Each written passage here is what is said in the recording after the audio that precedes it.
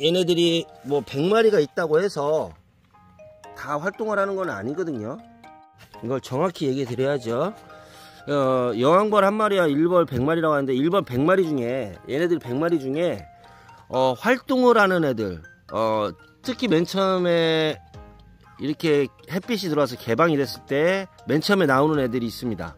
애들을 정찰조라고 하는데, 한번 쓱 돌아보고서 꽃이 어느 정도 폈다, 뭐 여기에는 무슨 정보 교류를 하는 거죠. 정찰조가 한 마리 해서 여기서 들어와서 그 다음에 이제 일할 수 있는 애들이 100마리가 튀어나가냐? 그렇지 않습니다. 여기에서 튀어나가는 애들은 많아봐야 7마리, 보통 5마리인데, 5마리 애들이 벌 하나당 3,000에서 4,000개의 꽃을 하루 종일 찍거든요. 네, 찍는다고 표현을 해요. 그러면 5마리가 다 활동을 하냐? 그러지 않습니다. 그 중에 2마리에서 3마리 정도만 그냥 2마리라고 보통 얘기를 하시더라고요. 이거를 공급하시는 그 사장님이. 2마리는 실질적으로 일만 죽으라고 하는 거예요. 그리고 3마리 정도는 이제 마실 나온 거죠. 우리 아버님들처럼 농사일하다가 뭐 재밌는 구경 없나 하고서 이제 마실 나오고 이제 구경하고, 여기는 이렇다 해서 뭐 막걸리도 먹고, 그래서 실질적으로 수정에 관한 일을 하지는 않습니다. 3마리는. 그래서 2마리만 굉장히 일을 하고 그 2마리가 3,000에서 4,000개의 꽃을 찍는다. 적게 3,000개를 찍는다면 2마리가 한 6,000개의 꽃을 찍는데, 이제 화방이 피는 거에 따라서 벌에 이제 죄송합니다. 벌에 이제 그 통수를 결정을 하는데, 제가 지금 2통을 놓은 이유는 그렇습니다. 첫 화방은 꽃이 그렇게 많지가 않기 때문에 적은 통수를 이제 설치를 해서 얘네들이 집계를 하고, 나중에 1화방, 2화방, 3화방, 4화방, 5화방 전체적으로 이제 꽃들이 점점점 많이 핀단 말이에요. 그때는 진짜 이 천평이 한 4통은 필요한 것 같아요.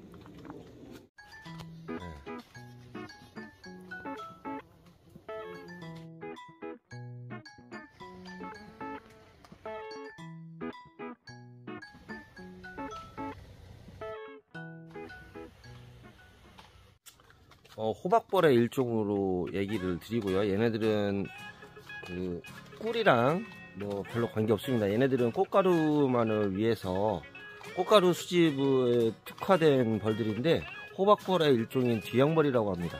얘네들이 좋아하는 온도를 한번 볼게요. 여기 박스 안에 써 있거든요.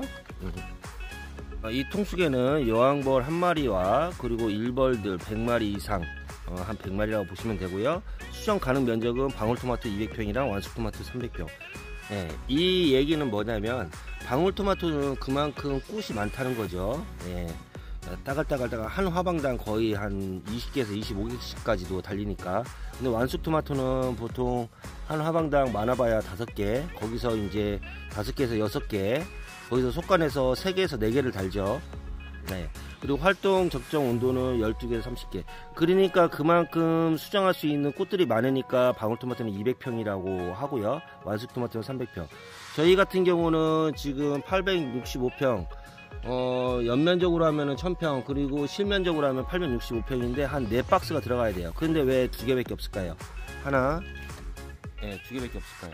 수정벌, 이 뒤형벌은 일단은 얘네들이 어느 때 활동을 하냐, 햇빛이 들어오고 온도가 어느 정도 찼을 때, 특히 햇빛이 들어올 때 얘네들이 그 햇빛을 감지한다고 해요. 그래서 햇빛이 들어왔을 때 얘네들이 이제 나옵니다. 뭐 경농도 있을 테고, 뭐 지금 저희 쓰고 있는 건 새실팜이라고 하는 그 업체인데, 여러 가지 형태의 업체들이 이 뒤형벌을 하는데, 가격이 다 다릅니다. 한 통에 저희 같은 경우는 지금 이게 6만원인가? 6만원인가 하는데, 경농 같은 경우는 75,000원, 8만원 했던 것 같아요. 걔네들은, 좀 이 구조가 달라요. 구조가 다르고, 조금 더 통풍을 잘할 수 있는 그런 구조고, 걔네들이 제가 키워본 바로는, 국산 거를 한 4통을 쓴다 하면 걔네들은 3통으로도 충분히 커버하고도 남거든요. 그만큼 벌들의 생육이라든가 활동성이라든가 모든 면이 다 뛰어난 애들입니다. 그래서 특히 에이스죠. 에이스들의 단체라고 보면 되는데, 그래도 저는 이제 이 국산 거를, 국산의 장점은 뭐냐면 주문하면은 한 며칠 내로 바로 와요. 하지만 그 정론 거 뭐 비스트빈가? 하여튼 제가 정확하게는 기억을 못 하겠는데, 걔네들 거는 이제 화물로 오거든요. 그래서 이렇게 추운 날에는 조금 더 문제가 있지 않나, 그런 생각을 합니다. 또 이제 그거에 대해서 설명이 끝났으니까 이제 꽃들에 대해서 한번 살펴볼게요. 꽃이 이렇게 지금 여기 같은 경우는 노랗잖아요. 네, 노랗죠. 그리고 여기 뭐가 흔적이 하나도 없습니다. 이거는 벌들이 수정을 한 꽃이 아닙니다. 여기는 보시면은 좀 노랗고 좀 갈색이 뭐가 있죠. 예, 뭔가 흔적이 있습니다. 이런 거는 수정을 한 꽃입니다. 그래서 이 수정, 얘네들이 그 수정을 정확히 잘 하려면 꽃이 이렇게 토마토 하시는 분들은 뭐 다 똑같은 얘기를 할 거예요. 뒤집어 까진다고 하거든요. 이 꽃 잎에 이렇게 뒤집어 까져요. 예, 뒤집어 이렇게 까져야지, 완전 뒤집어 까져야지, 이렇게 해서 완전 뒤집어 까져야지 얘네들이 수정을 잘 할 수 있는 그런 형태가 되는데, 이 꽃잎이 앞으로 모여 있다. 지금 이건 들펴서 그렇지만 달 폈을 때 이렇게 되면은 얘네들이 여기서 수정을 잘 안 하겠죠. 예, 이런 형태면. 그리고 얘네들의 비행 거리는 하루에 총 비행 거리가 얼마라고 했지? 2에서 5km라고 했나? 네. 그래서 이 벌의 설치를 하는 위치가 입구가 됐든 끝이 됐든 가운데가 됐든 상관없습니다.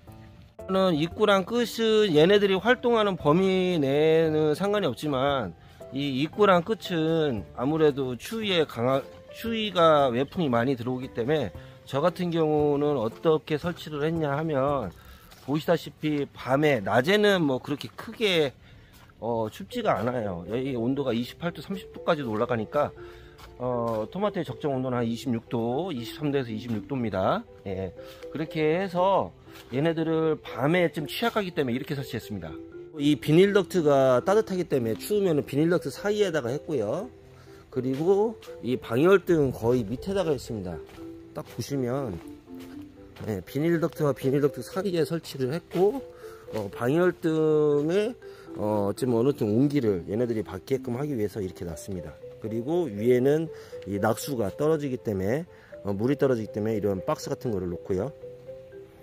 이 밑에 이제 꿀통, 그 설탕물이 이렇게 깔려 있고 한데, 흐릴 때는 여기에 여분의 화분이라는 게 있습니다. 화분, 노란 화분이 있는데, 그거를 이제 티스푼으로 한 스푼 정도, 작은 티스푼으로 한 스푼 정도 흐릴 때는 놓고, 흐릴 때는 저는 일을 안 시키는 편입니다. 그래서 닫아 놓고요. 밑에 이제 꿀통이 있는데, 그거는 굉장히 달달하기 때문에 초파리들이 많이 껴요. 예, 그리고 그렇기 때문에 이거를 정기적으로 일주일에 한 번씩 드러내서 그 부분을 깨끗이 닦아주고, 얘네들도 아무래도 배설을 하기 때문에 그 부분이 깨끗하면 좋겠죠. 안 그러면 거기에 곰팡이 끼고, 가장 취약한 게 이제 나방류들이 거기가 끼면, 나방류 애벌레들이 끼면 얘네들은 다 전멸이라고 보시면 돼요. 초파리는 그렇게 문제가 되지 않습니다. 그리고 얘네들이 이제 출구 이렇게 하면 양쪽으로 왔다 갔다 하겠죠. 예, 하지만 이렇게 놓으면 나올 수는 없고 들어가기만 합니다. 이 시간은 저희 같은 경우는 1시 반, 2시, 그러니까 한 해지기 한 3시간에서 4시간 전에 저는 이렇게 해놓습니다. 그래야 이제 일을 하고서 들어오고서 못 나오겠죠. 좀 늦게 하면은 얘네들이 계속 일을 하다가 못 들어가는 애들이 있는데, 그렇게 되면 이제 커튼을 치고 그 안에 갇히고 뭐 그렇게 해서 죽는 애들이 좀 많습니다. 쟤네들의 생존율은 한 달 정도 보시면 되고요.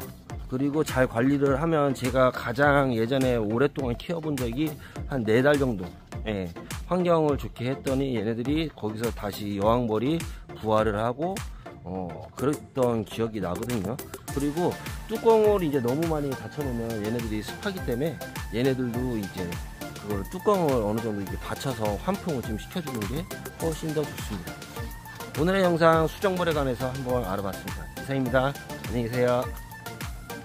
이런 벌들 같은 경우는 이제 죽었는데, 미쳐 들어가지 못하고 밖에서 떠돌다가 이제 죽은 거죠.